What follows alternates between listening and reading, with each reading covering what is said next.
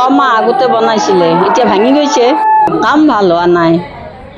মাজতে মেৰামতি হৈছে কিন্তু বহুত পিছত হেৰি হৈ গ'ল, ভাঙি চিঙি মানে বহুত নষ্ট হৈ গ'ল।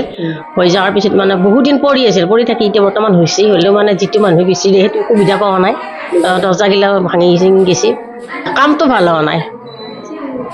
চিলিং টিলিঙো নাই, চিলিঙো লাগি দিছোঁ, ইমান গৰমত কেনেকৈ থাকে বাইদেউসকল, ভালকৈ নকৰাকৈতো খাইছে। 1 বছৰমান পিছতে ভাঙি গৈছে।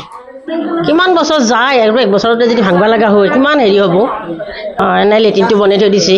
6 মাহ আগতে বনাইছিলে, এতিয়া ভাঙি গৈছে, কাম ভাল হোৱা নাই। মাজতে মেৰামতি হৈছে কিন্তু বহুত পিছত হেৰি হৈ গ'ল, ভাঙি চিঙি মানে বহুত নষ্ট হৈ গ'ল।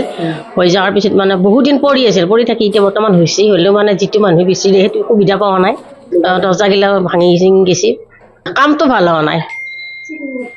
চিলিং টিলিঙো নাই, চিলিঙো লাগি দিছোঁ, ইমান গৰমত কেনেকৈ থাকে বাইদেউসকল, ভালকৈ নকৰাকৈতো খাইছে। 1 বছৰমান পিছতে ভাঙি গৈছে।